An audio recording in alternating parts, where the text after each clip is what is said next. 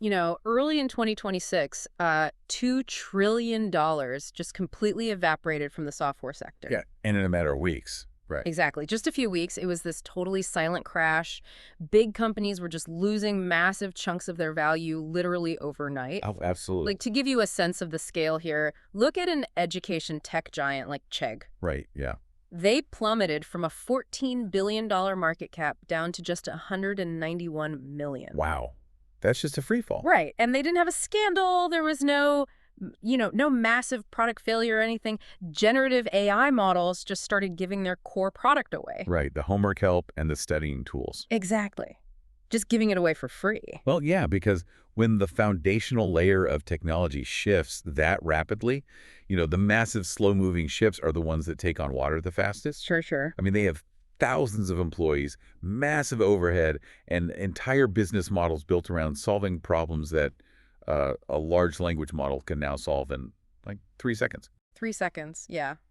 And at zero cost. Exactly. Well, welcome to today's deep dive. We are looking at a truly fascinating stack of sources for you today. Really fascinating stuff in here. Yeah, we've got a great mix. Industry reports on Micro SaaS trends, some hard statistics on the creator economy, frameworks for high-ticket coaching, and this really detailed look under the hood of Alex Hormozi's Acquisition.com business empire. A lot of ground to cover. It is, but our mission for you today is to synthesize all this material and figure out one very specific thing. How are independent builders and creators and solopreneurs actually surviving and making money right now? Right. Because while big tech is bleeding out, like we just talked about, these nimble one-person operations have somehow found the blueprint for highly profitable AI-proof businesses. Yeah, and we have to first understand the environment they're operating in. Analysts are calling it the SaaS-pocalypse. The SaaS-pocalypse. Yeah, very dramatic. Yeah. But Gartner projects that by 2030, 35% of all point product SaaS tools. Meaning software designed to do just one specific thing. Exactly. 35% of those will be entirely replaced by AI agents. Wow. But it's actually equally brutal for the startups trying to, opportunistically ride the AI wave. The data in our sources shows that 90% of AI wrapper startups are failing. Okay, let's define an AI wrapper really quick because that term gets thrown around a lot. Sure. This is basically a company that builds a pretty user interface on top of an existing AI model, right? Like ChatGPT or Claude. Right, yeah. You aren't building the core intelligence yourself. You're just formatting the input and the output. And the underlying economics of doing that are just terrible. Right. I mean, traditional software businesses operate on incredibly healthy gross margins, usually around like 70 to 85%. Because you write the code once and you sell it infinitely. Exactly. But these AI wrappers, they're scraping by on 25 to 35% margins. Because every single time a customer uses your tool, you have to pay the underlying AI model provider for the computing power. Oh, right. So it just becomes a race to the bottom on pricing. It's totally like selling bottled tap water. Yes. If everyone has the exact same the AI model, right, installed in their own house, your business just evaporates the second that water is widely available. Right, because you have no control over the source. So if bottling AI tap water is a guaranteed failure, the obvious question is, what on earth is actually working for an independent builder? Well, the data points to a massive boom in the Micro SaaS sector. Okay. Despite the carnage at the top of the tech market, this tiny segment is projected to grow 30% annually. Really? Yeah, jumping from $15.7 billion in 2024 to nearly $60 billion by 2030. $60 billion for one-person companies. Pretty much. Often just one single developer using AI tools to multiply their own output. Okay, but the sources highlight a statistic here that sounds almost too good to be true. They say 95% of these Micro SaaS businesses reach profitability in their very first year. Yeah, so there is a massive reality check attached to that number. I figured. Profitability in the Micro SaaS world is kind of a technicality. It costs almost nothing to spin up one of these businesses today. Right. So if your server costs are like $50 a month and you don't pay yourself a salary, making $200 a month technically makes you a profitable company. But you definitely can't pay rent with that. Exactly. In reality, 70% of these Micro SaaS businesses earn under $1,000 in monthly recurring revenue, or MRR. Which means it's a hobby. It's a side project, not an actual livelihood. Right. The median profitable Micro SaaS sits at about $4,200 a month. But then you have the top 1% who are pulling in $50,000 or more in recurring revenue every single month. That's a huge gap. Yeah. What's the difference between the struggling 70% and that elite 1%? It's entirely about whether or not they've built a defensible moat. Because if an LLM can write code and generate text and act as an autonomous agent, Your software needs a defense mechanism that AI can't easily mimic. exactly, something that cannot be coded. Well, the sources outline three very specific moats here. The first is a data moat. This is when the users themselves contribute data that makes the product better for everyone else. So think of a vertical review platform like Glassdoor or G2, but hyper-specific to one single industry. Yeah, because AI can hallucinate a review, meaning it just confidently invents a plausible-sounding lie based on patterns. Sure. But it cannot fabricate an authentic, verified opinion from a real practitioner who is, staking their actual professional reputation on that review. The human data is the premium product. Exactly.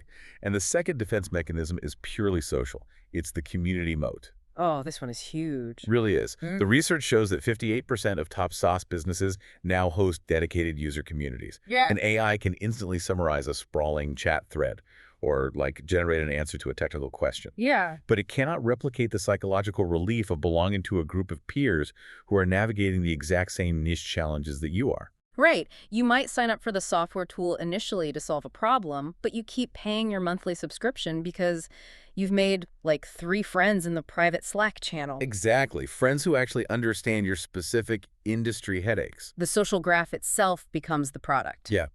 And the third moat relies on network effects. Okay, what does that look like? These are niche marketplaces where the platform gets exponentially more valuable with every new user who joins. Right. Because an AI could code the front-end architecture of a freelance marketplace in an hour. But what it cannot do is instantly populate that marketplace with 5,000 vetted, reliable freelancers. And 800 active buyers who have established transaction histories and trust? Exactly. It always comes back to human data, human connection, and human scale. Looking at the specific Micro SaaS examples in the sources really grounds this for me. One that immediately caught my eye was this AI-powered content repurposing tool. Oh yeah, that's a great example. It solves a massive workflow pain point for B2B marketing teams. Because marketing teams are just drowning in long-form content. They record like a 1-hour industry webinar, and then some poor marketer has to spend 4 tedious hours manually cutting that video into 10 different LinkedIn posts and YouTube shorts. Right, and a generic AI tool will just chop it up randomly. But a Micro SaaS that has been trained to genuinely understand B2B tone and knows how to automatically extract the most engaging golden moments. That saves that team an entire afternoon of work. A marketing director will swipe a credit card for that without thinking twice. Oh, absolutely. The other example I found fascinating was the subscription payment recovery tool. Yeah, the economics on that one are striking. Subscription-based companies lose about 9% of their monthly recurring revenue silently. Wait, really? 9%? Yeah, it just vanishes due to failed payments. Expired credit cards, bank declines, false fraud alerts. So if you are a small business bringing in 10 grand a month, you are quietly bleeding nearly $1,000 out the back door every single month without even realizing it. Yep. And standard retry logic from payment processors is incredibly basic. So the Micro SaaS solution here is building a tool with smart dunning emails. Just to clarify for anyone listening, dunning emails are those automated messages you get saying, hey, your credit card expired, please update your payment method. Right. Exactly. But a specialized tool will use custom retry schedules based on the specific banking codes of the decline. And they pair that with highly optimized outreach. Oh, wow. So it essentially pays for itself on day one. If you charge a client $50 a month for the software and your tool recovers $300 a month in failed payments for them, you never have to convince them to renew their subscription. The ROI is mathematically undeniable. Exactly. Which perfectly highlights a major theme across all these sources, the sheer power of the vertical. You aren't building a generic tool for the whole world. You are building software for a highly specific industry. Dentists, construction firms, freelance graphic designers. Yeah, vertical SaaS is a $157 billion market today, and it's growing 2 to 3 times faster than horizontal generalized software. That's incredible. And the metrics are phenomenal. Net revenue retention is higher, and churn is much lower. Meaning they keep their existing customers longer, and fewer people cancel their subscriptions compared to the brighter software tools. Right. Because a generic AI can build a basic customer relationship manager. But it takes years of lived practitioner experience to understand the bizarre, highly specific regulatory workflows or like insurance billing codes. Or patient scheduling quirks of a local dental practice. Exactly. The sheer difficulty of understanding the operational realities of that specific industry is the moat. Okay, let's unpack this. If building specific community-driven tools is the future of software, what happens when the product isn't software at all, but the creator themselves? It's a great question. And the mechanics of the creator economy in 2026 actually mirror the software world almost identically. Really? Yeah, the scale is massive. We're looking at a market valued at $205 billion in 2024, projected to hit $1.3 trillion by 2033. Trillion, with a T. With a T. There are roughly 300 million people globally who identify as creators. Okay, let's put those massive billions aside for a second and look at the actual people. Because just like the Micro SaaS founders, where 70% make under $1,000 a month, the creator economy has a brutal inequality problem. It really does. The sources refer to it as the missing middle. Half of all creators are making under $15,000 a year. Meanwhile, only 4% are earning over $100,000 annually. Yeah, the bottom 50% are essentially running on a content treadmill, earning a part-time minimum wage at best. Right? But generative AI is completely altering the playing field for them. 84% of creatives are now actively leveraging AI tools, using it as an equalizer for production value. And it's working? It is. They're achieving 2 to 5 times higher engagement rates. Yeah. But what is truly disruptive is how micro creators, those with smaller, intensely targeted followings, are consistently outperforming mega influencers in actual engagement and conversion rates. Which, makes psychological sense. If I follow a massive celebrity, I'm just passively watching their lifestyle. I'm not taking their advice. But if I follow a micro creator who spends every single week talking specifically about optimizing supply chains for independent coffee shops, I am hanging on every word. They understand my daily reality. You trust them completely in that specific vertical. Exactly. And that niche trust is the underlying asset. But the operational challenge is crossing that $15,000 annual revenue ceiling. Which the sources say is the threshold between struggling and scaling. Yes, the data shows that $15K is the barrier. You do not cross that threshold by simply chasing more views or by trying to sell a $50 PDF to a tiny audience. So how do you cross it? Through high-ticket coaching. You have to stop charging by the hour, begging people for $75 for a quick consulting call, and you start selling outcome-based packages that range from $2,000 to $25,000. That is a huge leap. It requires a fundamental psychological shift in how creators view their own value. You're no longer selling your time. You are selling the specific transformation that your niche expertise provides. What kind of niches are pulling those numbers? Well, the pricing data on the most profitable coaching niches for 2026 really illustrates this. Executive coaching is pulling in $7,500 to $25,000 per package. Wow. Yeah.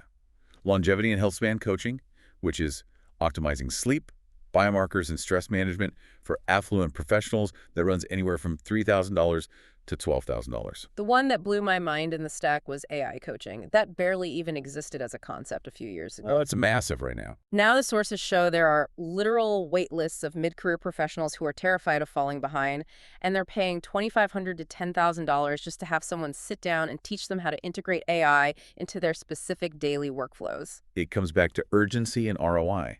If a $7,500 executive coaching package helps a vice president restructure their division and land a $40,000 bonus, the upfront cost is irrelevant. The coaching pays for itself immediately. Okay, I hear those numbers, but come on. Yep. On behalf of the listener, if I'm listening to this and I don't have a master's degree or some official certification, who in their right mind is paying me $10,000 for advice just because I have a decent podcast and a niche newsletter? That is the most common mental roadblock. And the sources draw a very sharp line here. Okay. If you are operating in a clinical space, dealing with grief, trauma recovery, or neurodivergence, or if you're pitching corporate HR departments for formal executive coaching contracts, then yes, certifications like the ICF matter deeply. That makes sense. But for business coaching, real estate strategy, mindset, or marketing, lived experience and a documented track record of results far outweigh any paper certificate. Your proof is your product. Right. If you have built a successful independent coffee shop, your ability to show someone else exactly how to do it is worth infinitely more than a generalized business degree. Because the ultimate trust signal is simply, I've done this, I have the scars to prove it, and I can help you bypass the mistakes I made. Okay, so it's one thing to build a single thriving community or a solo coaching practice. But there's a blueprint in these sources that shows what happens when you stack these moats on top of each other. Yes. What does it look like when someone combines media, community, and high-ticket advising into one self-feeding empire? We see that perfectly executed in the masterclass case study provided in the sources.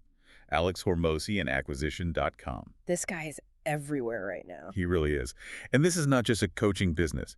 It is a diversified portfolio generating over $250 million annually. The way they construct their funnel is just brilliant. It starts at the very top with massive, raw attention, free media and content. They give away their absolute best business education across podcasts, YouTube videos, and books. Because they operate by a critical, non-negotiable rule. Make your free stuff better than everyone else's paid stuff. Right. If your free material actually helps someone grow their business and make more money, they are psychologically primed to trust you when you finally ask for a transaction. And from that massive pool of free attention, they drive people into low-ticket conversions, right? Buying a physical book or joining one of their school communities. Exactly. School is an online community platform that Hormozi actually has equity in. It's usually a $9 a month entry point. This is the community moat in action. You get people off of YouTube and into a private space where they interact with each other, share wins, and build incredible stickiness to the brand. Yeah. And out of that massive pool of highly engaged community members paying $9 a month, a certain percentage will inevitably hit a wall in their business. Yeah. They'll raise their hands and say, I have the theory, but I need hands-on, personalized help to implement this. That is when they ascend into the high-ticket advisory practice. And these are serious investments. The sources break down their in-person workshops in Vegas. You have Level 1 at $5,000, Right. Level 2 at $35,000, and the Elite Level 3 sits at $135,000. Yeah, and we really have to look at the why behind that $135,000 tier. At that level, you aren't paying for a workbook or a motivational seminar. I would hope not. Right.